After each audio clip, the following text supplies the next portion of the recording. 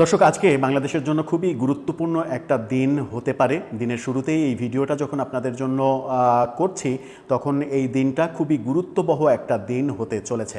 গতকালকে আমরা আপিল বিভাগের পূর্ণাঙ্গ বেঞ্চে তত্ত্বাবধায়ক ব্যবস্থা ফিরিয়ে আনার যে মানে রিট, সেটা আপিল বিভাগ যেটা রায় দিয়েছিলেন যে তত্ত্বাবধায়ক সরকার ফিরিয়ে আনা হবে, সেই রায়ের রিভিউ শুনানি গতকালকে হয়েছে। আজকে রিভিউ শুনানি আজকে পর্যন্ত মুলতবি করা হয়েছিল। আজকে রিভিউ শুনানি শেষে আদেশ আসতে পারে এবং সেই আদেশটা বাংলাদেশের বর্তমান সরকার ব্যবস্থা পরিবর্তিত হয়ে যাওয়ার একটা লক্ষণ তৈরি হয়েছে। প্রফেসর ইউনূস সরকার থাকবেন কিনা, প্রফেসর ইউনূস সরকারের যে কাঠামো, সেই কাঠামো পরিবর্তন হয়ে যাবে কিনা, সেই সরকারের নাম যে ইন্টারিম গভর্নমেন্ট অর্থাৎ অন্তর্বর্তীকালীন সরকার, সেই নামটা চেঞ্জ হয়ে যাবে কিনা, নতুন সরকার নতুন কারো নেতৃত্বে আসবে কিনা, এরকম অনেক প্রশ্নের সমাধান আপিল বিভাগের রিভিউ আবেদনের যে শুনানি, সেই শুনানি শেষে যে রায়, সেই রায়ের মাধ্যমে চলে আসতে পারে বলে অনেকে মনে করছেন। এবং সেই কারণেই বলছি যে আজকের দিনটা বাংলাদেশের জন্য খুবই গুরুত্বপূর্ণ একটা দিন হতে পারে। অনেকে যে চারিদিকে আলোচনা করছেন যে বর্তমান সরকার, প্রফেসর ইউনূসের নেতৃত্বাধীন যে সরকার, সেই সরকারের অধীনে আদৌ নির্বাচন হবে না। যদি সেরকম পরিস্থিতি হয়, সংবিধানে তত্ত্বাবধায়ক সরকার ব্যবস্থা যদি ফিরে আসে, তাহলে কোন পরিস্থিতির দিকে যাচ্ছি আমরা, সেটা একটু বুঝে ওঠার চেষ্টা করব। তত্ত্বাবধায়ক সরকার ব্যবস্থার কথা বলছি।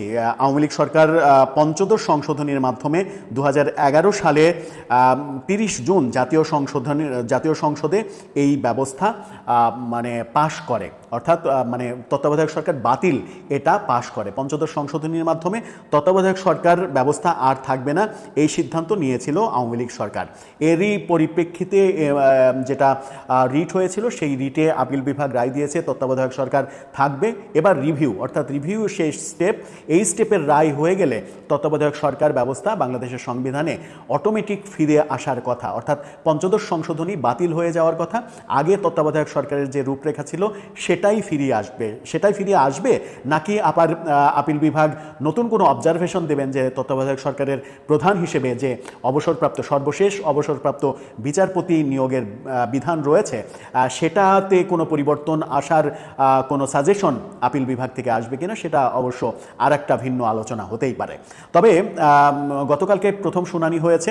যে শুনানি হয়েছে, সেই শুনানি হওয়ার কারণ হচ্ছে গত বছরের 27 আগস্ট একটি আবেদন করেছিলেন সুশাসনের জন্য নাগরিক সুজন সম্পাদক বদিউল আলম মজুমদার, তোফায়েল আহমেদ, এম হাফিজউদ্দিন, জোবাইরুল হক ভূঁইয়া ও জাহারা রহমান। একই বছরের 16 অক্টোবর আরেকটি আবেদন করেছিলেন বিএনপি মহাসচিব মির্জা ফখরুল ইসলাম আলমগীর। এরপর 23 অক্টোবর বাংলাদেশ জামাত ইসলামীর পক্ষ থেকে সেক্রেটারি মিয়া গোলাম পরোয়ার একটি রিভিউ আবেদন করেছিলেন। এছাড়া নওগাঁর বীর মুক্তিযোদ্ধা মোফাজ্জল হোসেনও আপিল বিভাগের রায় পুনর্বিবেচনা চেয়ে গত বছর একটি আবেদন করেছিলেন। এই চার আবেদনের রিভিউ একসঙ্গে শুনানি হচ্ছে এবং এই শুনানি শেষে যে রিপোর্টটা আসবে, বাংলাদেশে প্রথমবারের মতো যে তত্ত্বাবধায়ক ব্যবস্থায় নির্বাচন হয়েছিল 1991 সালে, যে তত্ত্বাবধায়ক সরকারের অধীনে বিচারপতি শাহাবুদ্দিন আহমেদের নেতৃত্বে মানে নির্বাচন হয়েছিল, যদিও সেটা মানে সাংবিধানিক ব্যাপার ছিল না।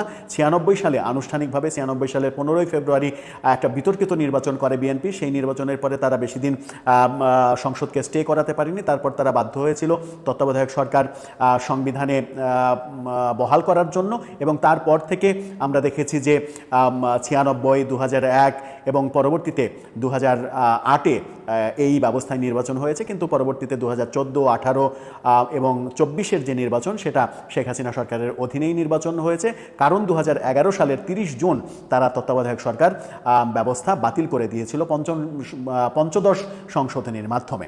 এখন ব্যাপার হচ্ছে, তত্ত্বাবধায়ক সরকার যদি ফিরে আসে, গতকালকে বিভিন্ন দিকের যে গতকালকের খবর যেটুকু জানি, তাতে আপিল বিভাগের 4 জন বিচারক তত্ত্বাবধায়ক সরকার ব্যবস্থা ফিরিয়ে আনার পক্ষে মতামত দিয়েছেন।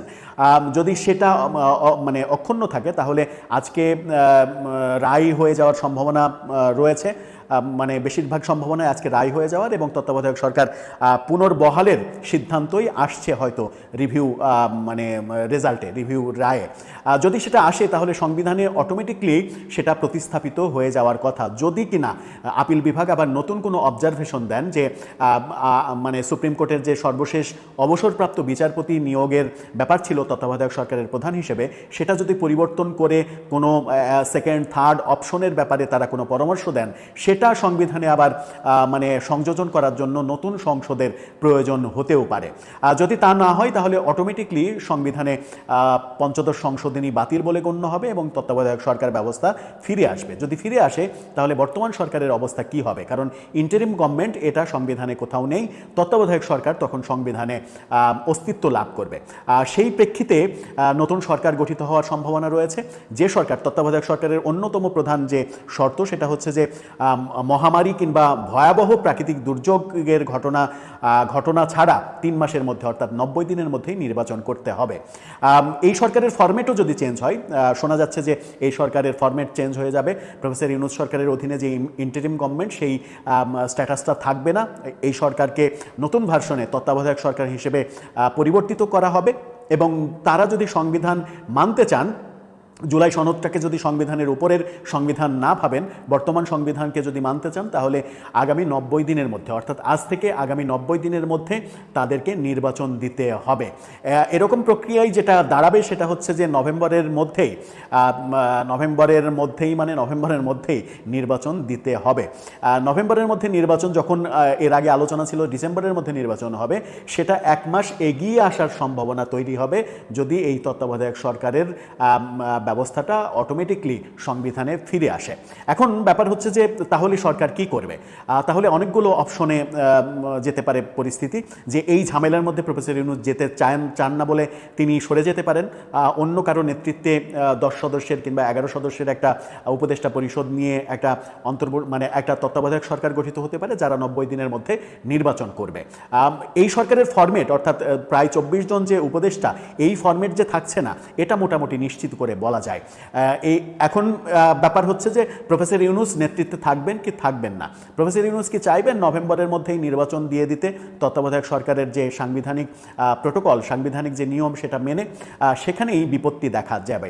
আবার তত্ত্বাবধায়ক সরকার যখন ফিরে আসছে তখন অতি সম্প্রতি মার্কিন কূটনীতিকের প্রধান বিচারপতির বাসভবনে গিয়ে মিটিং, সেটা প্রচণ্ড চাঞ্চল্যের সৃষ্টি করেছিল। সাধারণত রেওয়াজ ভেঙে প্রধান বিচারপতির বাসায় কোনো মিটিং হয় না, কোনো দ্বিপক্ষীয় মিটিং হয় না, কিংবা অভ্যন্তরীণ কোনো মিটিংও হয় না। মিটিং করতে হলে প্রধান বিচারপতির কার্যালয়ে মিটিং করতে হবে, কিন্তু সেই রেওয়াজটা ভেঙে প্রধান বিচারপতির বাসায় মার্কিন কূটনীতিবিদ গিয়ে মিটিং করেছেন এবং তখন থেকেই নানা রকমের আলোচনা হচ্ছে যে তার মাঝে আমরা প্রধান উপদেষ্টার সঙ্গে প্রধান বিচারপতির মিটিংও দেখেছি। তখন থেকেই আলোচনা হচ্ছিল যে আদালত কোনোভাবে এই সরকার ব্যবস্থার মধ্যে কোনো ভূমিকা পালন করতে চলেছে কিনা। অনেকে আবার বলার চেষ্টা করেন যে এই তত্ত্বাবধায়ক সরকার ফিরে আসার পেছনে মার্কিন ইন্ধনটা অনেক বেশি রয়েছে এবং মার্কিন প্রশাসন এখন চাইছে না প্রফেসর ইউনূস সরকার আর কাল বিলম্ব করুক নির্বাচনের ব্যাপারে, যত দ্রুত সম্ভব তারা নির্বাচন দিক, অথবা প্রফেসর ইউনূস সরে গিয়ে নতুন ফরম্যাটের একটা সরকার এসে 90 দিনের মধ্যে নির্বাচন দিয়ে নির্বাচিত সরকারের হাতে ক্ষমতা অর্পণ করুক। কিন্তু সেটা হওয়ার বাস্তবতা কি রয়েছে? যখন পিআর পদ্ধতি, জুলাই সনদ বাস্তবায়ন, গণভোট, জুলাই সনদকে সংবিধানের উপরে স্থান দেওয়া, এরকম নানা জটিলতা তৈরি হয়েছে রাজনীতিবিদদের মধ্যে, রাজনৈতিক দলের মধ্যে, তখন ব্যাপারটা কিন্তু সহজ ব্যাপার হবে না। তার মানে হচ্ছে রাজনীতিতে নতুন আরেকটা সংকট তৈরি করতে চলেছে এই তত্ত্বাবধায়ক সরকার ব্যবস্থা সংবিধানে ফিরে আসার মধ্যে। কি হতে চলেছে? অস্থিরতা তো সৃষ্টি হবে, এটা নিশ্চিত, কিন্তু শেষ পর্যন্ত পরিণতি কি হতে চলেছে? প্রফেসর ইউনূসের সরকার কি সত্যিই থাকছে না, সরকার পরিবর্তিত হয়ে যাচ্ছে? দর্শক, আপনার কি মনে হয়, কোন পথে চলেছি আমরা? এই প্রেক্ষাপটে দাঁড়িয়ে কি বলা যায়? আপনার মতামত জানিয়ে লিখতে পারেন আমাদের কমেন্ট বক্সে। দর্শক, সম্পূর্ণ ভিডিওটি দেখলেন, আশা করি বিষয়টি বুঝতে পেরেছেন। এ নিয়ে আপনার গুরুত্বপূর্ণ মন্তব্যটি অবশ্যই কমেন্ট বক্সে জানিয়ে দিবেন। ধন্যবাদ।